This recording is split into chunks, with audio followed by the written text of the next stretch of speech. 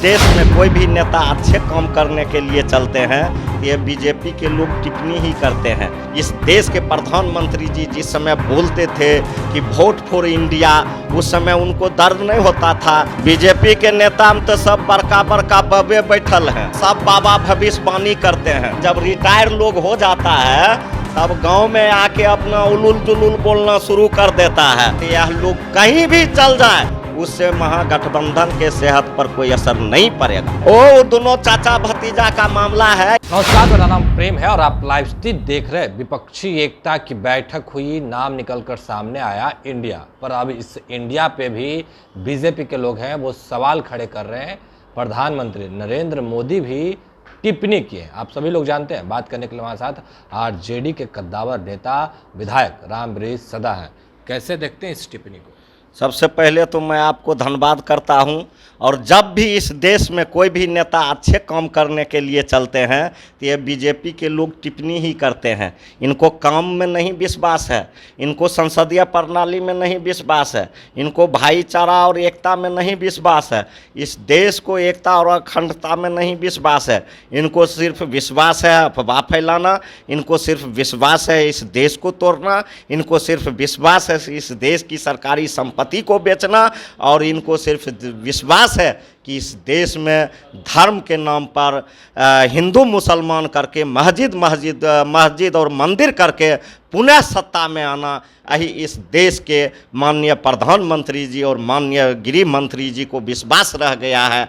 इस देश के प्रधानमंत्री जी जिस समय बोलते थे कि वोट फॉर इंडिया, उस समय उनको दर्द नहीं होता था। इस देश के प्रधानमंत्री जी बोलते थे खेलेगा इंडिया, उस समय उसको दर्द नहीं होता था। इस देश के प्रधानमंत्री जी बोलते थे कि बढ़ेगा इंडिया, उस समय उसको दर्द नहीं होता था। इस देश के प्रधानमंत्री जी बोलते थे कि पढ़ेगा इंडिया, उस समय इनको दर्द नहीं होता था। और जब महागठबंधन के बैठक हुआ और बैठक होने के बाद जब इंडिया नाम महागठबंधन ने रख दिया तो इंडिया के नाम पर तरह तरह के ये लोग उंगली उठाते हैं और ऐसा बात बोलते हैं जैसा लगता है कि यह इस देश का निवासी नहीं है, यह देशद्रोही है। और इस देश के इंडिया कहने पर यह देशद्रोही का भाषा बोलता है। इसलिए इनके भाषा से बिहार के और देश के लोगों को कुछ लेना देना नहीं है। और इस बार इंडिया जो है एनडीए से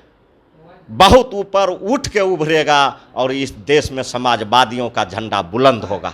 और बीजेपी के नेता कह रहे हैं इंडिया चलने वाला नहीं है, 3 महीना के अंदर टूट फूट कर बिखर जाएगा, टूट जाएगा इंडिया। बीजेपी के नेता में तो सब बड़का बड़का बबे बैठल हैं और सब अनुमान लगाते हैं, सब बाबा भविष्यवाणी करते हैं। जितना बड़का बड़का बाबा है ये भविष्यवाणी करने वाले हैं बीजेपी के जो बाबा हैं, और इनका एक भी भविष्यवाणी सटीक नहीं होता है। और यह जो बाबा इनका ये बाबा लोग जो भविष्यवाणी करते हैं, पहले ये बाबा लोग अपने लिए भविष्यवाणी कर लें कि इनका कल क्या होगा। एक धीरेन्द्र शास्त्री जी आए, शास्त्री तो हम नहीं कह सकते हैं, उनका सर्टिफिकेट नहीं देखे हैं।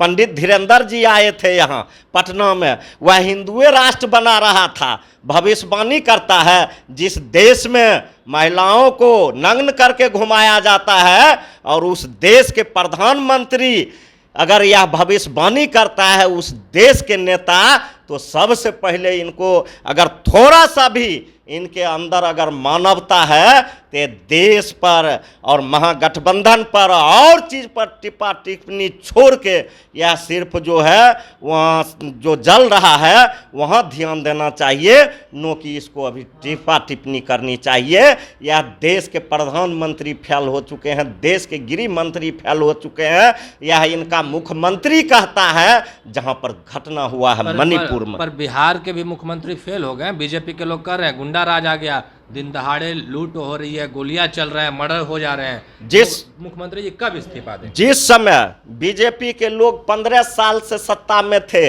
बिहार के लोगों के साथ नंगा नृत्य होता था, बिहार के लोगों को ये बीजेपी के लोग अपमानित करते थे, गरीबों को दलितों को पानी पीने के लिए नहीं देते थे, रोकते थे, रास्ता पर चलने के लिए नहीं देते थे। वो बीजेपी वाला का आज कहाँ से दलित प्रेम जाग गया, कहाँ से पिछड़ा अत्यंत पिछड़ा प्रेम, अल्पसंख्यक प्रेम उसको कहाँ से जाग गया। और यह बात माननीय मुख्यमंत्री जी पर जो आरोप लगाते हैं, ये 15 साल बीजेपी के लोग सत्ता में रहकर बिहार को बर्बाद करने का काम किया। अब मुख्यमंत्री जी समझ चुके हैं, सोच चुके हैं, जब उन लोगों की हाथ से सत्ता चल गई तो उन लोगों को जो है अब सब कुछ गलत ही लगता है। तो अब ऐसे लोग को दिग्भ्रमित करने वाले बीजेपी के लोग को यही मानसा है और यही चाल है और यही करते ही रहेंगे। पर आप लोग विपक्षी एकता की बैठक कर रहे हैं, विपक्ष को एकजुट कर रहे हैं, बिहार में ही जो लोग हैं वो आप लोगों से अलग हो रहे हैं और नीतीश कुमार तेजस्वी यादव पे टिप्पणी कर रहे हैं, मांझी जी अलग हो गए हैं, कुशवाहा अलग हो गए हैं, तमाम लोग हैं जो मुख्यमंत्री नीतीश कुमार और उप मुख्यमंत्री को घेर रहे हैं। ये सब रिटायर लोग हैं, बिहार के जनता ये सबको रिटायर कर दिया है। और जब जानते होंगे जब रिटायर लोग हो जाता है तब गांव में आके अपना उलुल जुलुल बोलना शुरू कर देता है। तो ये लोग को जनता रिटायर कर दिए हैं। इन लोगों को 15 चुनाव में जनता रिटायर कर दिया था। मांझी जी को जो है से 1 सीट मिला था 22 सीट पर और चिराग पासवान को 47 सीट में 2 सीट मिला है। तो ये लोग जनता से रिजेक्टेड लोग हैं। इन लोगों के जनता पर कोई प्रभाव पड़ने वाला नहीं है और यह लोग कहीं भी चल जाए उससे महागठबंधन के सेहत पर कोई असर नहीं पड़ेगा। आप लोगों का गठबंधन सुरक्षित है? अखिलेश सिंह कह रहे हैं कि स्वाभिमान के साथ समझौता नहीं करेंगे। अखिलेश सिंह, हम लोगों के गठबंधन सुरक्षित हैं और हम लोगों के नेता जो माननीय सोनिया गांधी जी और आदरणीय राहुल गांधी जी से जो बात हुई और उन्होंने जो गठबंधन के उनका जो देश के अध्यक्ष हैं कांग्रेस के खड़गे जी, ये लोग जो गठबंधन को आगे बढ़ाने में लगे हुए हैं और ये नहीं चाहते हैं यहाँ के प्रदेश अध्यक्ष जी कि ये गठबंधन आगे बढ़े, जिनके चलते ये अपने स्वार्थ में कुछ से कुछ बयान देते हैं। हम लोगों को गठबंधन बना है गठबंधन को आगे बढ़ाने के लिए, नो कि किसी का स्वार्थ पूरा करने के लिए। कांग्रेस के प्रदेश अध्यक्ष जो अपने स्वार्थ के लिए गठबंधन तोड़ना चाहते हैं, अपने स्वार्थ के लिए उलुल जुलुल बयान दे रहे हैं, जबकि उनका नेता कहीं सोनिया गांधी जी का कुछ बयान नहीं है, राहुल गांधी जी का कुछ बयान नहीं है। ये अपने स्वार्थ में ऐसा बयान दे रहे हैं। क्या स्वार्थ है? अब जो स्वार्थ हो वह तो खुल के बतावे कि क्यों नहीं गठबंधन रहेगा। क्या कौन स्वाभिमान पर उनको धक्का पड़ा है? कैसा स्वाभिमान? जिस स्वाभिमान के बात करते हैं, महागठबंधन का बैठक था उसमें इनका खगरे जी थे, उसमें राहुल जी थे, उसमें सोनिया जी थे, तो इनका स्वाभिमान में कहां धक्का पड़ गया?